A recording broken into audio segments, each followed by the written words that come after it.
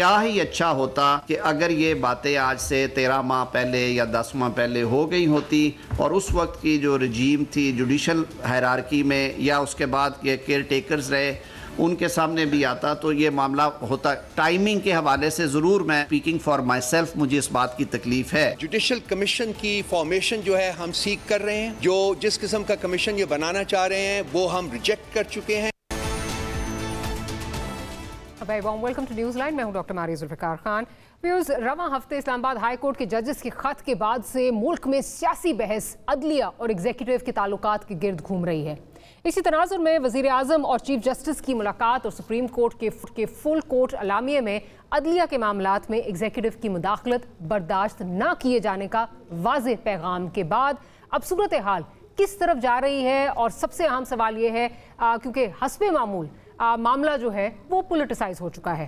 PTI ने एक hard position लेते हुए ना सिर्फ हुकूमत के ऐलान करदा कमीशन को पहले ही मुस्तरद कर दिया है बल्कि आज मजीद आगे बढ़ते हुए पीटीआई ने चीफ जस्टिस सुप्रीम कोर्ट जो चीफ जस्टिस हैं और इस्लामाबाद हाई कोर्ट के जो चीफ जस्टिस हैं उनसे इस्तीफे का जो है वो मुतालबा भी कर दिया है। यही नहीं, पीटीआई ने 31 मार्च को पेशावर में इस सिलसिले में एक बड़ी रैली का ऐलान भी कर दिया है। तो सवाल यह है कि क्या पीटीआई इस मामले को अपने सियासी मकासद के लिए सिर्फ इस्तेमाल कर रही है, और अगर चीफ जस्टिस से हुकूमत को इस मामले की तहकीकात के लिए मौजू समझा है तो फिर पीटीआई को एतराज़ क्यों है? क्या पीटीआई इन मामलात जो है इनके मुतालिक जो है वो बात और इनमें एक बार फिर जो है वो तमाम इदारों को उनके खिलाफ जो है वो एक अपना स्कोर सेटल करना चाह रही है?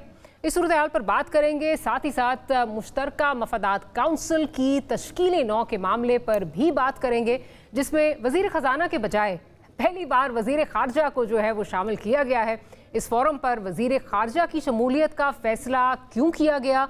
क्योंकि इस फोरम पर जहां वज़ीर आज़म और वज़राए आला के दरमियान मुल्क के अंदरूनी सियासी और माशी नौयत के जो है वो मामलात ज़ेर बहस आते हैं, वहाँ वज़ीर ख़ारजा का किरदार अदा क्या होगा, वो क्या किरदार अदा करेंगे, और क्या CCI में डार साहब वज़ीर ख़ारजा की हैसियत से जो है वो बैठेंगे या फाइनेंस के मामलात पर बात करेंगे? सबसे अहम सवाल, आखिर क्यों डार साहब की हर फोरम में शमूलियत हुकूमत के लिए नागुज़ीर बन चुकी है? ये कुछ मामलात हैं जो आज अपने प्रोग्राम के प्लेटफॉर्म से डिस्कस करेंगे। शर्मीला फारूकी साहिबा हमें ज्वाइन करिए, पाकिस्तान पीपल्स पार्टी से आपका ताल्लुक। कुछ ही देर में शेर अफजल मरवत साहब भी हमें ज्वाइन करेंगे, पाकिस्तान तहरीक इंसाफ का आपका ताल्लुक है। शर्मीला साहिबा, कमिंग टू द पॉइंट, जो आजकल मुल्क में इस वक्त बहस चल रही है, आपकी जो दोनों बड़ी सियासी जमातें हैं, आप उन पर जो है वो तनकीद करते रहें, आप उनको ये कहते रहें कि वो अदलिया के जो है वो लाडला है, लाडला 1 लाडला 2 बल्कि आप लोग जो है वो कहते रहें। और अगर देखा जाए तो आपकी तनकीद बजा है, जायज़ भी है, क्योंकि अदलिया का फोरम अगर देखा जाए तो सबसे बड़ी मिसाल जो है वो जुल्फ़िकार अली भुट्टो साहब की मिलती है। इतने सालों बाद जो है वो फैसला आया और क्या किस तरह वो हुआ, क्या उसके मोहरक़ात थे, सारे वो हम सब जानते हैं, उससे वाकिफ़ हैं। यूसुफ रज़ा गिलानी साहब का केस, जस्टिस कयूम साहब की जो है वो ऑडियो, तो आपका जो ये गिला है ये बजा भी है और इसकी वजह भी जो है वो समझ आती है। लेकिन क्या आपको नहीं लगता कि बेशक ये जो पॉइंट है बिल्कुल जायज़ है कि जी एग्जीक्यूटिव की मुदाखलत नहीं होनी चाहिए अदलिया के फैसलों में, लेकिन हमारी जो ये दोनों जमातें हैं ये तभी जागती हैं कि जब ये फैसिलिटेशन एंड पे ना हो और इनको लगे कि अब हम विक्टिम हैं, तो तभी ये जागती हैं। क्या इससे सियासी निज़ाम जो है वो वीक नहीं होता? जी बहुत शुक्रिया डॉक्टर साहिबा। देखिए जी, जहाँ तक पाकिस्तान पीपल्स पार्टी का ताल्लुक़ है, हमने तो हमेशा से इस बात को बड़ा बावर कराया है कि आइन के मुताबिक इस मुल्क को चलना चाहिए और आइन के मुताबिक हर इदारे की अपनी एक हदूद है और उस हदूद में रह के तमाम इदारे करें, जब इस मुल्क का निज़ाम जो है वो एक स्टेबल तरीके से आगे चलेगा।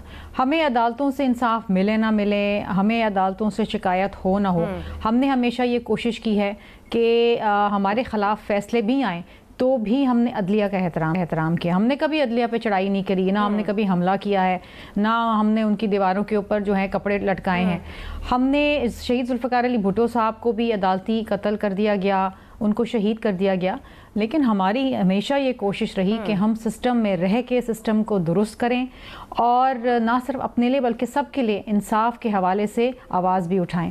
44 साल बाद शहीद जुल्फ़िकार अली भुट्टो साहब को ये इंसाफ मिला कि जी ये बिल्कुल बावर हुई और सुप्रीम कोर्ट के पूरे बेंच ने ये फ़ैसला दिया कि जी उनको फ्री ट्रायल नहीं मिला था और उनके साथ ज़्यादती हुई थी। बिल्कुल। और हम इस बात का भी शुक्र मनाते हैं कि जो बात हम कहते थे, जो दुनिया थी, जो जज साहिबान भी कहते थे, जो उस ट्रायल के अंदर मौजूद थे, जिन्होंने ये फैसला दिया, हम आज शुक्र करते हैं कि अल्लाह ताला ने हमें सुरखरू किया, शहीद जुल्फ़िकार अली भुट्टो साहब को सुरखरू किया, और उसमें आसिफ अली जरदारी साहब की, सदर साहब की बहुत बड़ी ये एक काविश का नतीजा है कि ये जो फैसला है ये सामने आया, क्योंकि जब वो सदर बने पहली बार तो उन्होंने प्रेसिडेंशियल रेफरेंस भेजा, तो आज जमात जो है वो सुरखरू है। जहाँ तक रही बात कि जी कौन कब लाडला रहा है, देखिए जब आप लाडले रहते हैं तो आप शिकायत तो नहीं करते ना, लेकिन जब आप लाडले नहीं रहते और दूसरा लाडला बन जाता है तो फिर आपको शिकायत होती है। बात यह है कि किसी को भी किसी का लाडला नहीं होना चाहिए। आइन और कानून के मुताबिक फैसले आने चाहिए, आइनी तरीक़ेकार से इस मुल्क को चलना चाहिए। देखिए पीपल्स पार्टी तो वो जमात है जिसने इस मुल्क को आइन दिया, उसके बानी शहीद जुल्फ़िकार अली भुट्टो साहब ने इस मुल्क को आइन दिया, और हम समझते हैं कि आइन के अंदर तमाम इदारों की हुदूद, उनकी जो फ़राइज़ हैं वो दर्ज हैं। इससे हट के आप कोई भी काम करेंगे, एक इदारा दूसरे इदारे की हुदूद के अंदर मुदाखलत करेगा तो बेचैनी और अफरा तफरी फैलेगी, और ये होता रहा है माजी के अंदर और हो भी रहा है। बात यह है कि इस मुल्क के अंदर सिर्फ इंसाफ होना ज़रूरी नहीं, इंसाफ होता हुआ दिखाई देना भी ज़रूरी है। और justice delayed is justice denied. आप किसी को इंसाफ दें 40 सालों बाद, अब जब वो शख्स चला गया इस दुनिया से, शहीद हो गया, चला गया, लेकिन चलें बहरहाल हम उसका भी शुक्र करते हैं, हम उसमें भी खुश हैं कि चलें जी इंसाफ तो मिला, ताकि आइंदा आने वाले मुकदमात के अंदर अदलिया की ये जिम्मेदारी बनती है कि वो अपनी दुरुस्तगी करें। और ये ऑर्डर में उनके लिखा हुआ है कि जनाब हम इसको दुरुस्त कर रहे हैं, एक ऐसा गलत फैसला जिसको हमने दुरुस्त करना है ताकि आइंदा आने वाले दिनों के अंदर ऐसे मुकदमात के अंदर कोई मिस कैरेज ऑफ जस्टिस ना हो। तो हम इसमें भी खुश हैं। मैं ज़रा मरवत साहब ने हमें ज्वाइन कर लिया। शरीफ साहब thank you for making the time. Marwat साहब आपके पास आने से पहले मैं ज़रा सुनवा दूँ, व्यूअर्स को भी सुनवा दूँ कि न्याजुल्लाह न्याजी साहब क्या ऐलान किया है, उस पर जाते हैं, लेकिन पहले मैं सुनवा देती हूँ कि क्या कह रहे हैं। इस्लामाबाद हाई कोर्ट के चीफ जस्टिस आमिर फारूक, और उसके बाद ये खत जाता है चीफ जस्टिस ऑफ पाकिस्तान काजी फैज़ के पास, तो इसके ऊपर क्या एक्शन लिया गया है। हम चीफ जस्टिस ऑफ पाकिस्तान काजी फैज़ और chief justice Islamabad high court से फिल फॉर इस्तीफे का मुतालबा करते हैं। अब हमारी प्रेस कॉन्फ्रेंसों का वक्त गुजर गया है, हम इंशाल्लाह लैज मूवमेंट की तरफ जा रहे हैं। इस प्रोटेस्ट को हम लॉन्च करेंगे, सुप्रीम कोर्ट के दरवाजे पे भी जाएंगे, हाई कोर्ट के सामने भी जाएंगे, डी चौक भी जाएंगे, क्योंकि ये हमारा राइट है और हमारा पीसफुल राइट कोई नहीं छीन सकता।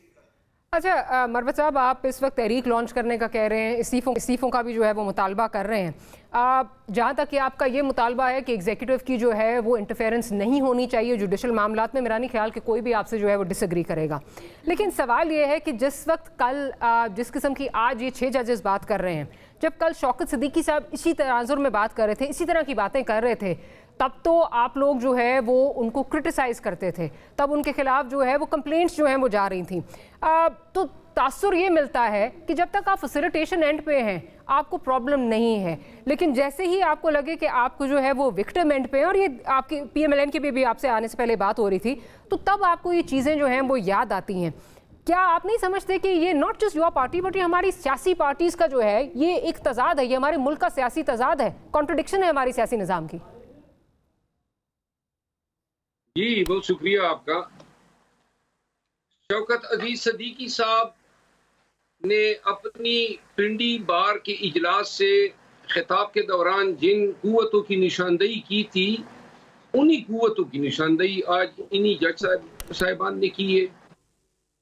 2018 में भी यही कुव्वतें थी और आज भी वही कुव्वतें, तो लिहाजा कोई फर्क नहीं है। और उस वक्त जो आप फरमा रही हैं कि हमने शौकत अजीज सदीकी साहब की तायीद नहीं की, आप अगर पुराने ट्वीट्स मेरे निकाले, हमने उस वक्त भी इन मुदाखलतों की मजम्मत की थी। और अगर शौकत अजीज सदीकी साहब के साथ बुरा हुआ है तो वो भी काबिल मजम्मत इकदाम है, और जो साहिबान ने जो बात की है उसको समझने की कोशिश करनी चाहिए।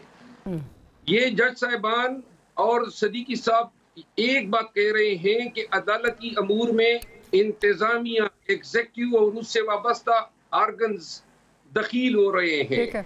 जज साहब के काम में रोड़े अटकाए जा रहे हैं, उनको इंसाफ करने नहीं दिया जा रहा है। तो इंसाफ से को रोकना ये बहुत ही संगीन जुर्म है और इस वजह से हमने इस पे उज़र उठाया है कि जिनके खिलाफ शिकायत है आपने उन्हीं को इसी में मुंसिफ बना दिया। इंतजामिया का क्या काम? मरवत साहब, कता कलामी की माफी, मैं बिल्कुल उस तरफ आती हूँ, इस पे आगे जाके बात करते हैं, लेकिन मेरा सवाल ये है, मैं आपकी इनफरादी कैपेसिटी में आपकी ट्वीट्स को मैं चैलेंज नहीं कर रही, आपने बिल्कुल किया होगा। मैं बात कर रही हूँ कि उस वक्त की जो हुकूमत वक्त थी, जो कि आपकी पार्टी पर मुनहसर थी, ठीक है, उनका जो कॉन्डक्ट था उस वक्त ये था कि फेडरल गवर्नमेंट ने शौकत सिद्दीकी साहब के खिलाफ जो है वो कंप्लेंट्स जो है वो लॉन्च कर दी थी, आपको याद होगा। और इसका बाकायदा जिक्र जो है, जो ये जज साहिबान का 11 सफ़ा का जो लेटर है उसके अंदर पेज नंबर 2 पे इसका जिक्र भी है। तो फेडरल गवर्नमेंट का उस वक्त जो कंडक्ट था वो बिल्कुल मुख्तलिफ था। एज शेर अफजल मरवत, मैं आपकी बात नहीं कर रही, मैं फेडरल गवर्नमेंट की बात कर रही हूँ, उससे बात कर रही हूँ कि क्या आपको लगता नहीं है हमारे सियासी निज़ाम का जो है तजाद है। फिर आपको याद होगा कि जो बेंच इमरान खान साहब के खिलाफ केस सुन रहा था उसमें से भी सिद्दीकी साहब को निकाल दिया गया था। सो आई एम जस्ट सेइंग कि नॉट एज मरवत साहब बट गवर्नमेंट जो है वो कुछ मुख्तलिफ जो है बिहेव कर रही थी। सिद्दीकी साहब जो हैं जिस वक्त इस्लामाबाद हाई कोर्ट के जज थे और जब ये बेंचेस पे तनाज़ा सामने आया तो एक चीज़ जो इनके खिलाफ इस्तेमाल की गई वो थी मियां नवाज शरीफ साहब के लिए इनके दिल में नरम गोशा। और वो जो है बेंचेस पे उन्होंने इतराज किया कि नवाज शरीफ से वाबस्ता मुकदमात में उनको शामिल नहीं किया जा रहा है। आज खुद जो है किसी भी जज के लिए किसी भी बेंच में शामिल होने के पे इंसिस्ट करना, ये हम अदालती या वकला या कानून के शोबे से वाबस्ता हलकों में इसको 27 से नहीं देखा।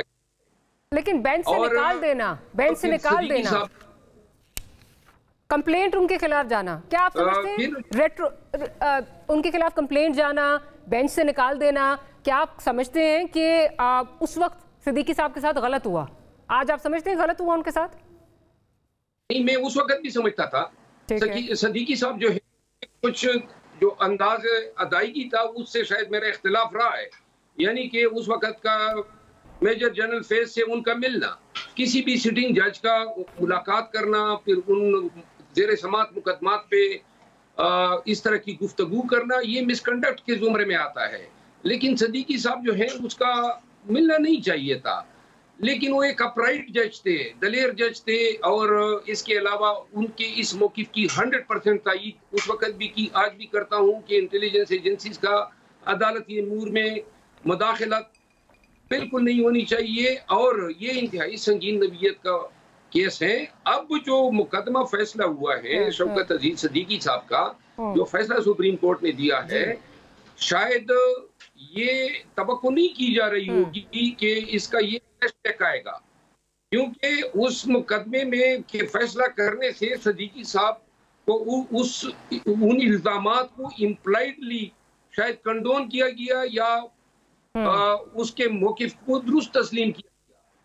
तो लिहाजा इन जज साहिबान ने भी उसी तरह की ट्रीटमेंट का तकाजा किया है। और मैं एक बात अर्ज कर दूं, कोई भी सियासी हुकूमत हुक्मरान हो, कोई भी पार्टी हुक्मरान हो, लेकिन अपने मुखालिफिन के लिए इस तरह के एजेंसीज का इस्तेमाल जो भी करें, जिस दौर में भी हो, वो किसी भी कानून से वाबस्ता शख्स के लिए बिल्कुल ठीक कह रहे हैं, बिल्कुल ठीक कह रहे हैं, लेकिन मैं तो सिर्फ जो सियासी निज़ाम में तजाद है, क्या आप समझते हैं या आपकी पार्टी को उसमें कोई मिसगाइड कर रहा था? ये आपकी पार्टी का भी कॉलो फेल में तजाद है। आज आप जिस चीज़ को सपोर्ट कर रहे हैं, कल उसी के अगेंस्ट आप लोग जो हैं वो कंप्लेंट्स दायर कर रहे थे। कल सिद्दीकी साहब के साथ पार्टी में से कोई नहीं खड़ा था। आपकी अगेन मैं आपकी बात नहीं कर रही, हुकूमत वक्त उस वक्त शौकत सिद्दीकी के साथ नहीं खड़ी थी।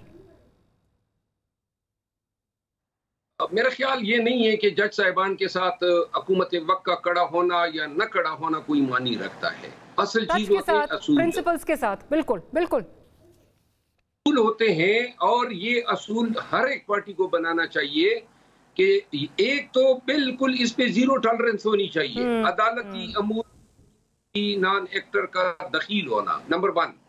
और नंबर 2 बात ये है कि ये जब मसला अब सुप्रीम कोर्ट में ये बाल आ गई है, तो ये जिम्मेदारी सुप्रीम कोर्ट ऑफ पाकिस्तान की बुनियादी जिम्मेदारी। बिल्कुल ठीक, मरवत साहब आप खरी बात करते हैं, I respect you for that, you call a spade, मुझे ये बताइए कि क्या फिर आप समझते हैं कि हमारी सियासी जमातों की कॉल और फेल में तजाद है? क्योंकि जिस वक्त हम रिसीविंग एंड पे होते हैं हमें प्रॉब्लम नहीं आती, ये तजाद तो फिर आप मानेंगे ना, तजाद तो है। बदकिस्मती इस मुल्क की बदकिस्मत ये है कि सियासी पार्टियां जो हैं वो एक दूसरे को पिछाड़ने में लगी होती हैं और इस तरह के हथकंडे इस्तेमाल होते हैं। जिस तरह एक अकार्ड हुआ था, मरी अकार्ड, इसी तरह एक इमरानी मुआहिदा होना चाहिए तमाम पार्टीज के बीच। ये जी आप मुझे जितवाएं उनको हरवाएं, ये सिलसिला खत्म होना चाहिए, नंबर 1। नंबर 2, सियासी मुखालिफिन को जब हम अपने तौर सियासी मुखालिफिन को मजबूर करवा रहे होते हैं तो उस वक्त मजबूर करवाने वाले अपने लिए कोई गारंटी ढूंढ रहे होते हैं और इन्हीं गारंटीज के तो फेल बाजवा के साथ जब इनके मामलात चले तो नतीजा है अप्रैल 2022 में सामने आया। तो कल क्या पीटीआई को हुकूमत वक्त, क्योंकि उस वक्त थी, शौकत सिद्दीकी के साथ खड़े होना चाहिए था on a matter of principle? हुकूमत जो है पाकिस्तान में जमहूरियत न उस वक्त इतनी मजबूत थी और न आज है कि इस तरह किसी जज की जबान से निकले हुए ऐसे इल्जामात जो सदीकी साहब ने कहे थे वो जो है उन पे स्टैंड ले सके। यही तो मैं कह रहा हूं कि जब तक ये दरवाजा ही मुकम्मल बंद न किया जाए। आज PMLN मुस्तफीद हो चुकी है, पीपल पार्टी इस्तीफादा ले चुकी है। अपना भी नाम ले ले साथ मरवत साहब, कल आप लोग भी मुस्तफीद हुए, ये भी साथ पूरा सच फिर बोलना चाहिए ना। नहीं, अगर हम मुस्तफीद हुए हैं तो मेरा ख्याल है 2018 के इलेक्शन में तो इसके कोई शवाहिद तो होने चाहिए। चले इल्जाम है अभी, चले मैं इस पे हम ना we can talk till the cows come home, क्योंकि आप उनकी बात को सपोर्ट भी कर रहे हैं, जो आप कह रहे हैं गलत था, मिलना नहीं चाहिए था, फिर उनके जो इल्ज़ामात हैं ऑब्वियसली वो आप ही की पार्टी को सपोर्ट करते रहे। बट एनीवे मैं ज़रा शर्मिला साहिबा की तरफ चलती हूँ। शर्मिला साहिबा, आज आपने सुना कि न्याजुल्लाह न्याजी साहब बात कर रहे हैं कि जी इस्तीफ़ा इस्लामाबाद हाई कोर्ट के चीफ जस्टिस का होना चाहिए, फिर सुप्रीम कोर्ट के चीफ जस्टिस का जो है वो इस्तीफ़ा होना चाहिए, मुल्क की एहतजाज जो है वो शुरू करेंगे। क्या आपको लगता है that jumping the gun, because अभी तक जो इंक्वायरी कमीशन में जिन जज साहब का नाम है वो उस तरह अभी पता नहीं है कि क्या है, वो तो प्रॉपरली जो है वो कैबिनेट डिसाइड करेगी तो उसके बाद जो है ये चीज़ आगे बढ़ेगी। Do you think that jumping the gun कि पहले सुन लें कि कौन है, उसके बाद फिर देख तनकीद करें? देखिए मारिया, मैं एक चीज़ कहना चाहूँगी कि सुन्नी इत्तेहाद कहूँ या PTI कहूँ, आई डोंट नो, अब तो ये बाकायदा सुन्नी इत्तेहाद काउंसिल है, इत्तेहाद तहरीक जो भी जमात है, ये बात ये है कि ये पार्लिमानी सियासत के अंदर अभी असम्बलियों के अंदर बैठे हैं और मैं समझती हूँ कि जो भी काम होना है वो पार्लिमान के अंदर होना है। ये जो एहतजाज की सियासत है ना, सड़कों पे बैठने वाली, ये उस वक्त होती है जब आप पार्लिमान के अंदर नहीं बैठे हों। पार्लिमान ही है जो जुडिशल रिफॉर्म्स लेकर आएगी, पार्लिमान ही है जो इंतखाबी इस्लाहात लेकर आएगी, पार्लिमान के अंदर आप आवाज़ उठाएं। पार्लिमान वो फॉरम है जिसको ये तक़वियत नहीं देते हैं, इन्होंने माजी में भी नहीं दी। मैं समझती हूँ कि इस दफ़ा उनको माजी से कुछ सबक सीखना चाहिए। पार्लिमान को तक़वियत दें, तमाम मामलात वहाँ पर उठाएं, वहाँ पर डिबेट कराएं, वहाँ पर इस्लाहात लेकर आएँ। ये एक सुनहरी मौका इनके लिए, बार बार कुदरत आपको ये मौका नहीं देगी। मैं एक छोटी सी एग्जाम्पल देती हूँ। मेरे चेयरमैन ने भी ये बात on the floor of the parliament कही थी कि 2018 के अंदर हम जब उस तरफ बैठे थे तो हम फॉर्म 45 के ऊपर एहतजाज करते थे, ये हमारा मजाक उड़ाते थे। आज ये उस तरफ हैं और ये फॉर्म 45 के ऊपर एहतजाज कर रहे हैं। अगर उस वक़्त हम बैठ के इंतखाबी इस्लाहात कर लेते और मामलात को खुश असलूबी से निपटा लेते और ऐसे इदारे बना लेते कि जहाँ पर किसी को एहतजाज करने की ज़रूरत नहीं होती। लेकिन आज फिर वो मौका मिला है इनको भी और हमें भी ये मौका मिला है कि हम कुछ ऐसे इस्लाहात कर लें कि अगले इलेक्शंस के अंदर जीतने वाला खुशी से जीत मनाए और हारने वाला जो है वो ग्रेसफुली अपनी हार एक्सेप्ट करके जीतने वाले को मुबारकबाद दें। सो अब ये अभी इंक्वायरी कंप्लीट हुई नहीं है, मामलात अभी एक प्रोसेस के अंदर हैं, अभी से आप एहतजाज कर रहे हैं। अब ये this is playing to the popular rhetoric और कुछ नहीं है कि एक चीज़ सामने आई है उसके अंदर पब्लिक के सेंटिमेंट्स को देख के आप उनके साथ कर रहे हैं। ये एहतजाजी सियासत कभी कभार जो है ना महंगी भी पड़ जाती है। सही तरीक़ेकार ये है कि आप पार्लियामान में बैठ के मामलात को देखें और मामलात को दुरुस्तगी की तरफ लेके जाएं। देखिए, अब इस मुल्क के अंदर एक अच्छी बात ये है कि मीडिया से या पब्लिक से कोई चीज़ छुपी नहीं रह सकती, और लोग जो हैं और इदारे जो हैं वो अपने आप को असर्ट करने की कोशिश कर रहे हैं। सो अ लॉट ऑफ थिंग्स जो पहले ढकी छुपी रहती थी अब वो बाहर आ रही हैं। अब इनको देखें, इदारों को, सुप्रीम कोर्ट हमारा इदारा है, हमने उसको तकवीयत देनी है, हमने उसको रिस्पेक्ट देनी। कोई बाहर वाला अमेरिका से आके उसको रिस्पेक्ट नहीं देगा। अगेन, एग्जीक्यूटिव भी हमारा है, पार्लियामान हमारा है। Let's give these institutions, these forums the due respect that they deserve। और ये आइन में है आपके, आप आइन के मुताबिक चलें। इस मुल्क में कोई बेचैनी नहीं होगी, कोई इंस्टेबिलिटी नहीं होगी, और इस वक्त हमें सियासी तौर पे इस्तेकाम की बेहद ज़रूरत है। ये भी समझते हैं, हम भी समझते हैं, क्योंकि हमने लोगों को डिलीवर करना है, चाहे हम ट्रेजरी बेंचेस पे हों, चाहे हम ऑपोजिशन में हों, ये हम सबकी जिम्मेदारी है। बिल्कुल बिल्कुल। मरवत साहब, इस पे क्या कहेंगे, क्योंकि अभी नाम तो अनाउंस नहीं हुआ, क्या पता वो नाम जो है वो आपको आप समझें कि वो एक अच्छा नाम है, एक क्रेडिबल नाम है, क्योंकि बार बार ये कहा जा रहा है हुकूमत वक्त की तरफ से, PMLN की जो गवर्नमेंट है, ये कहा जा रहा है कि ऐसा नाम होगा जो सबको काबिल कबूल हो, जिस पे कोई जो है वो दाग धब्बा ना हो।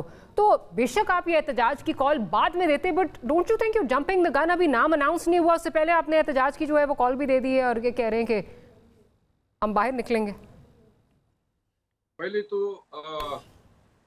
अभी मोहतरमा ने जो बात की है पार्लियामान की बालादस्ती की, इस हवाले से एक गुजारिश मैं करना चाहूँगा। आज ही आसिफा भुट्टो साहबा के बिला मुकाबला मुंतखब होने की खबरें गर्दिश कर रही है।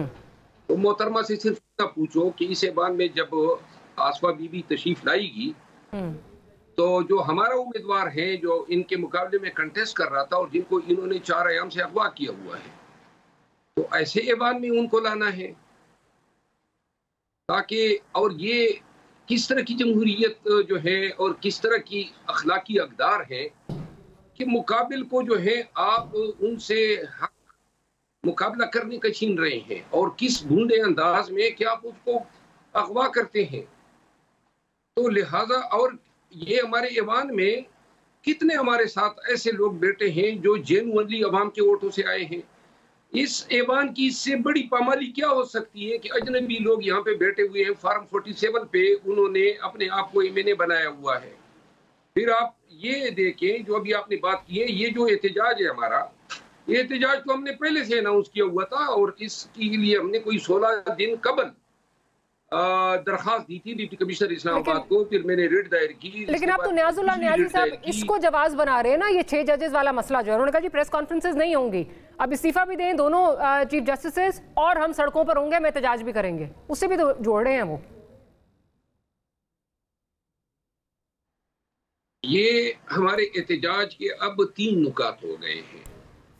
पहली, जो सबसे पहली हमारी डिमांड है वो है कैदी 804 बेगुनाह पड़ा हुआ है। इन जज साहबान के खत ने वादे कर दिया, टिरियान केस का हवाला दिया गया है कि ये खान स्पेसिफिक केसेस में मुदाखलत होती थी या PTI स्पेसिफिक केसेस 2 साल के अंदर अंदर। दूसरी बात ये है कि इन्हीं 2 सालों में जो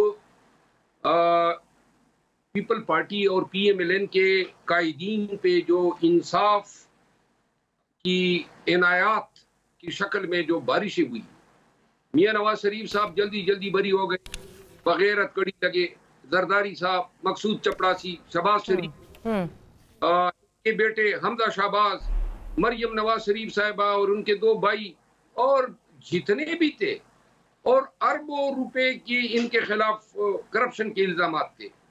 और लेकिन मरवत साहब, कथा कलामी की माफी, वो भी दूसरी साइड से भी ये तनकीद आती है कि ये 6 जज साहिबान अगेन इन सारी इल्जामात से हम सिर्फ इदारे को पोलिटिसाइज करते हैं, उसको कंट्रोवर्शियल करते हैं कि जी ये जो जज साहिबान है सारे ये आपकी फेवर में केस दे रहे थे, आपकी फेवर में जो है वो फैसले दे रहे थे।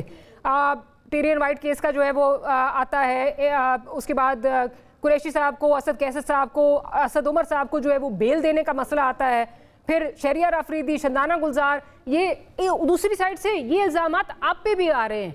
तो इससे अगेन सिर्फ एक इदारा जो है वो कंट्रोवर्शियल हो रहा है। क्या बेहतर नहीं होता आप थोड़ा इंतजार कर लेते, देखते कौन जज साहब आ रहे हैं और उसके बाद फिर आप ये ऐलान करते, देखते कि क्या है?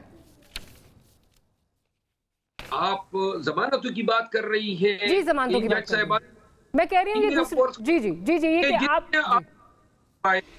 इन सब में मैं वकील हूँ, सब केसेस में, और इसमें एक भी जमानत का केस नहीं है। ये सारी जमानतें हमने ट्रायल अदालतों से कराई है। ये 3 एमपीओ के केस थे और 3 एमपीओ की सिर्फ इन जज साहबान ने नहीं फैसला किए हैं, पूरे पाकिस्तान के आला अदलिया के जज साहबान। इंटरिम बेल जो है कुरैशी साहब को, असद कैसर साहब को, असद उमर साहब को जो है वो जस्टिस तारिक महमूद जहांगीर साहब ने नहीं दी थी, या क्या शंदाना गुलजार साहिबा का और जो शहरियार अफरीदी साहब का केस उसमें बेल नहीं दी बाबर सत्तार साहब ने? तो इंटरिम बेल तो कानून है ना। आप भी चाहें, पाकिस्तान का कोई शख्स जो जिस पे कोई इल्जाम होगा उसको इंटरिम बेल बाय डिफॉल्ट मिलेगी, ये उसका हक है। मैं यही बात कर रही हूँ ना, this is what I am saying कि इससे सिर्फ इदारा कंट्रोवर्शियल हो रहा है। अगर आप ये इल्जाम लगा रहे हैं तो दूसरी साइड से वो भी आ रहा है। हमारी इंटरिम बेलों को बराबरी की सतह पे ला रहे हैं नवाज शरीफ की बरीयत के साथ। नवाज शरीफ तो सजा याफ्ता था, 4 साल बगोड़ा रहा, भागा हुआ था, आया कड़ी तक नहीं लगी, फिर इसकी इनके बेटों की, वो भी आपकी हुकूमत ने जाने दिया ना, 2019 में आप लोगों ने जाने दिया, आपको याद होगा। लाहौर हाई कोर्ट ने जाने दिया था, लाहौर हाई कोर्ट में वहां पे शहबाज शरीफ ने बांट दिया था 50 रुपए का। आगे आप सुन लें, ये जो आप बता रही हैं शंदाना गुलजार, शहरियार अफरीदी के खिलाफ 7 दफा 3 एमपीओ के ऑर्डर हुए। अब आप ये समझते हैं कि जज साहिबान जो हैं, जेएलएम के डीसी ने 3 एमपीओ किया, पिंडी के डीसी ने किया, इस्लामाबाद के डीसी ने 4 दफा किया, पेशावर और क्वाड के डिप्टी कमिश्नर ने किए। ये ड्रामा था या 3 एमपीओ के ऑर्डर से? अब आप ये कहते हैं कि चूंकि उस जज साहब ने, मैं नहीं कह रही हूँ आपकी मुखालिफ ये बात कर रहे हैं जिससे इदारा कंट्रोवर्शियल हो रहा है। देखिए, इसको बरी किया है, आप इसका जवाब दें।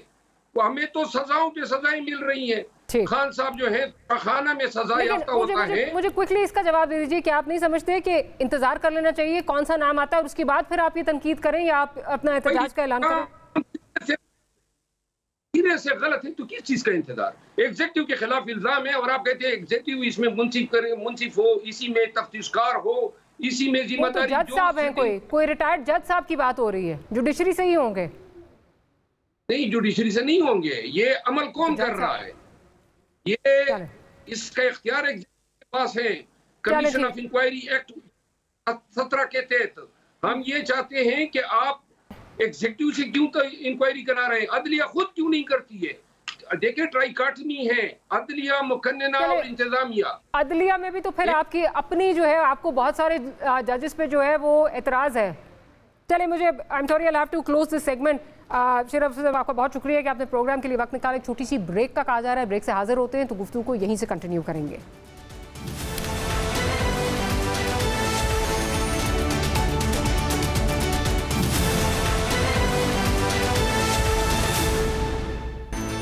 Welcome back after the break. Afnanullah Khan साहब ने भी हमें ज्वाइन कर लिया। अफनानुल्लाह खान साहब, अब 2 तरीकों का आपको सामना जो है वो नज़र आ रहा है। आज नियाजुल्लाह नियाजी साहब ने जो है वो कहा है कि जो जजेस वाला मामला है उस पर प्रेस कॉन्फ्रेंसेस नहीं होंगी, अब हम बाहर निकलेंगे, एहतजाज करेंगे।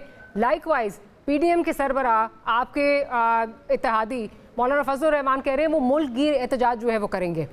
ऐसे में आप गवर्नमेंट कैसे चलाएंगे?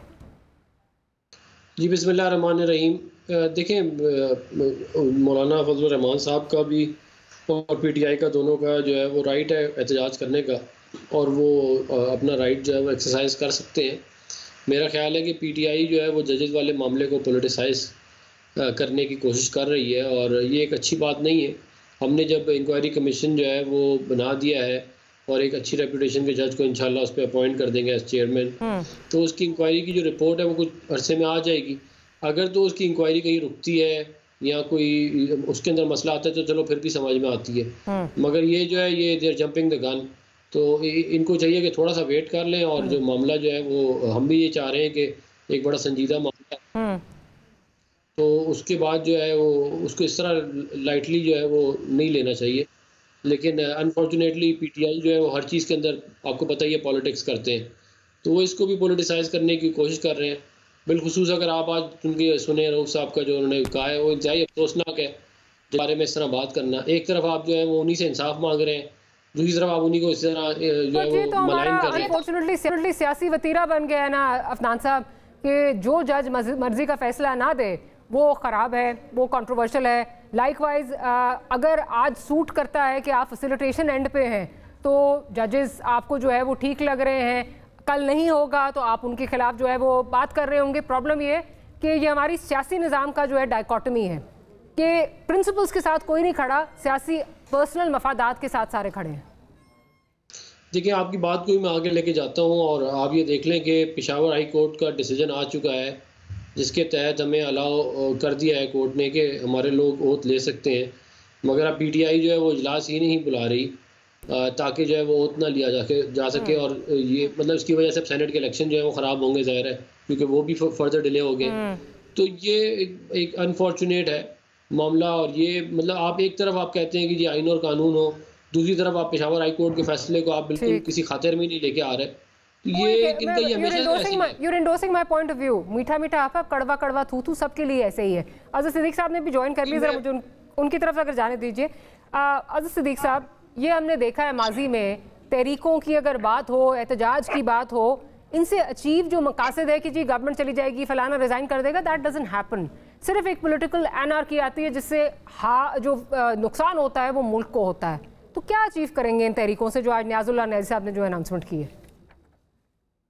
बहुत शुक्रिया डॉक्टर मारिया। सवाल ये नहीं है, सवाल बात हो रही है असूलों की, बात हो रही है रूल ऑफ लॉ की।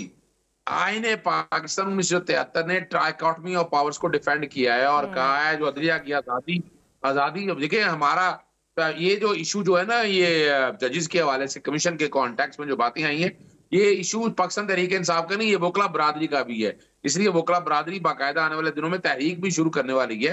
इफ्तिखार चौधरी साहब के दौर में क्या हुआ था, इफ्तिखार चौधरी साहब को एक डिक्टेटर ने आमने आके कहा था भाई इस्तीफा दो, ना करो, निकाल दिया था। सिद्दीकी साहब के मामले में कहां खड़ी थी पाकिस्तान तहरीक इंसाफ, अगर उसूलों की बात है? देखिए, मैं फिर बताता चलूं आपको, सिद्दीकी साहब का इशू था कि सुप्रीम जुडिशियल काउंसिल में मामला गया था। सर आपने भी कंप्लेंट उनके खिलाफ की थी, सर आपने भी उनके खिलाफ कंप्लेंट की थी, तो जजेस वाले लेटर जो उसमें भी लिखा हुआ है।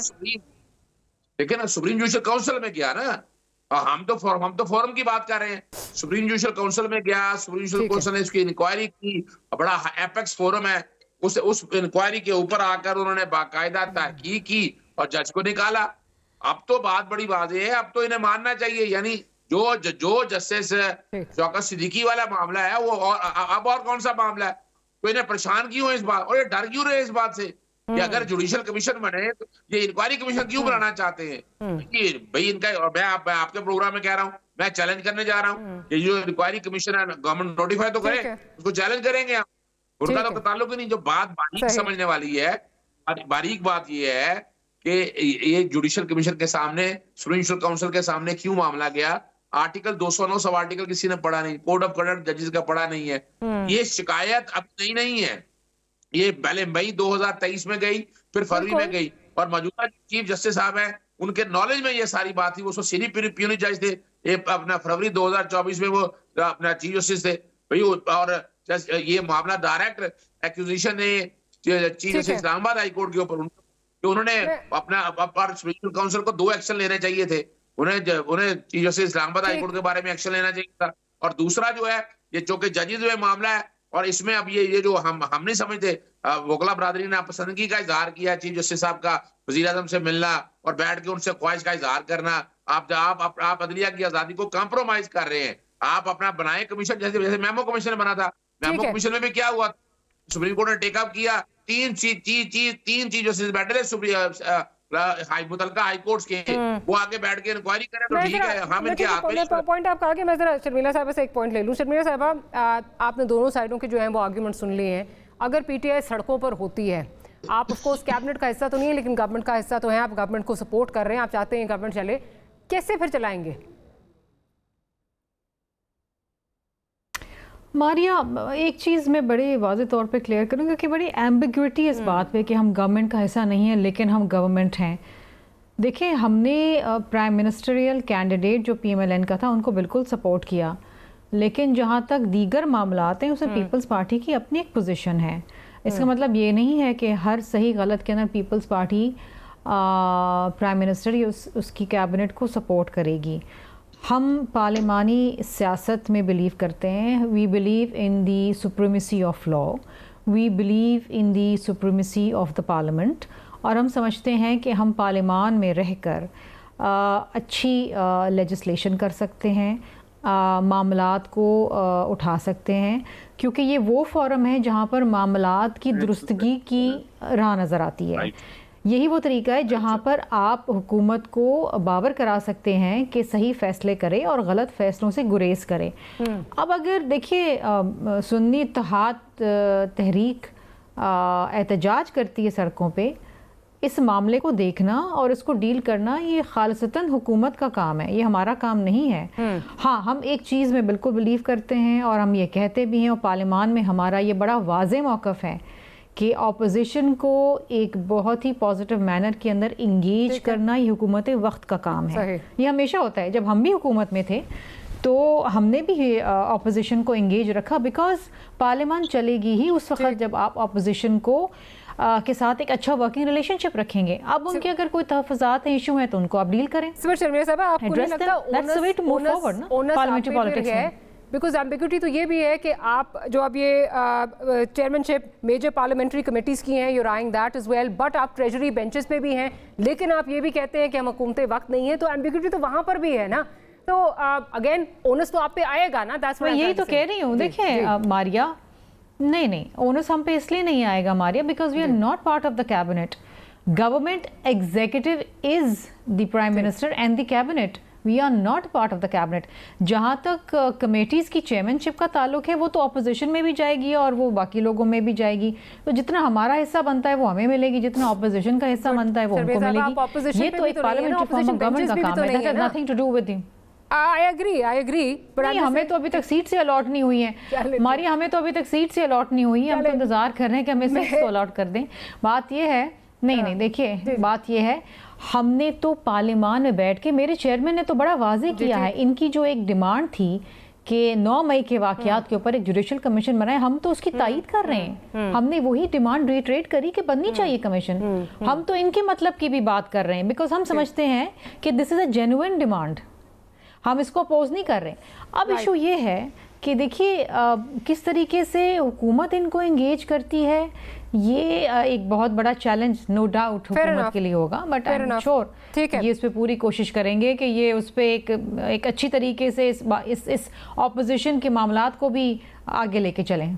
चलें, ऑपोजिशन के मामलात को आगे लेके चलें। इरफान साहब, सिर्फ एक मैं सवाल सर अजहर साहब से करना चाह रही हूँ। अजहर साहब, जो बात हो रही है कि जी अच्छे तरीके से लेकर चलें, उसमें आपका बड़ा जो है वो आपका ऑब्वियसली स्केप्टिसिज्म होगा भी और आ भी रहा है, क्योंकि आप ये कहते हैं कि पंजाब में आपको जो है दीवार से लगाया गया और उसके लिए रिस्पॉन्सिबल जो हैं वो मोहसिन नकवी साहब हैं। मोहसिन नकवी साहब इस वक्त इंटीरियर मिनिस्टर हैं। ना सिर्फ ये, बट वो DIG साहब जिनका आप कहते हैं कि जी DIG ऑपरेशंस थे, उन्होंने आपके खिलाफ बहुत जो है वो आपको अगेन दीवार से लगाया, आपको विक्टिमाइज किया, वो अब यहाँ पर आ रहे हैं, वफाक में आ रहे हैं। तो आप एक्सपेक्ट क्या कर रहे हैं कि क्या होगा? देखिए, ताली दोनों हाथों से बचती है ना, यानी अब इनके लिए इतना क्या नागुज़ीर था? क्या इनके पास लोग नहीं थे? क्या एक्सपर्टी नहीं थे? वजीर दाखिला इन्होंने मोहसिन नकवी को क्यों लगाया? इन्होंने वजीर आला बलूचिस्तान जो है वो क्यों बनाया सरफराज बुख्ती को? किस लिए?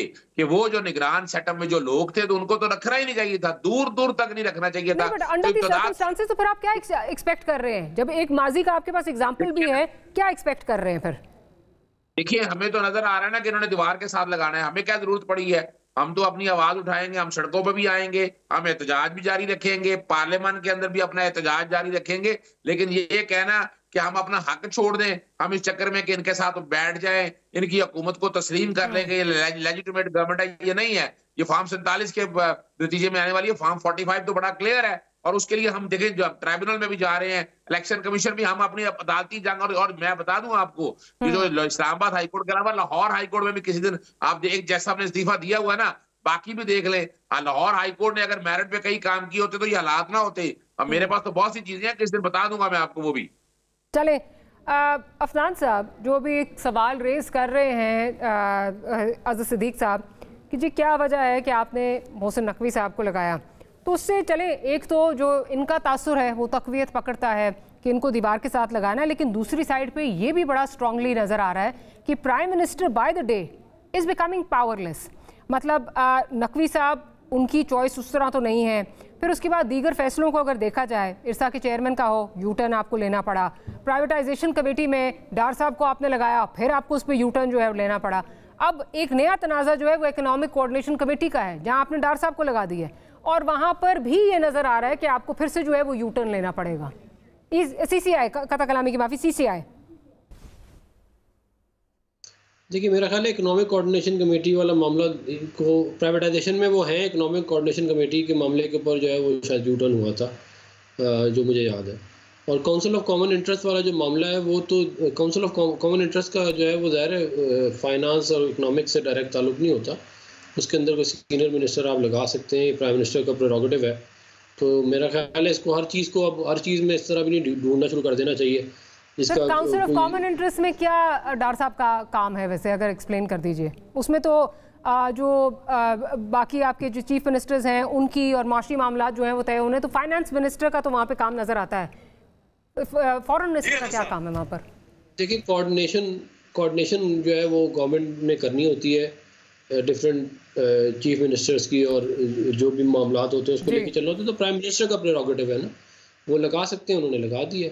तो अब इसको कहना कि जी इधर भी ये लगाए उधर ये लगाए, इसका तो कोई एंड नहीं है ना। अगर किसी और को लगा देते तो कहते इसको क्यों लगाया, उनको लगा दे तो कहेंगे उनको क्यों लगाया। तो इसका तो कोई, ये तो फाइनेंस के मामला है ना, ये तो सारी वो चीजें जो फाइनेंस के अंडर आती हैं। फॉरेन अफेयर्स में कहाँ आती हैं? काउंसिल ऑफ कॉमन इंटरेस्ट में खाली फाइनेंस के मामला नहीं होते, सूबों के दरमियान कोऑर्डिनेशन भी होती है, बहुत सारे पानी के मामला भी होते हैं। अगेन वो उसमें फॉरेन मिनिस्टर का क्या काम है?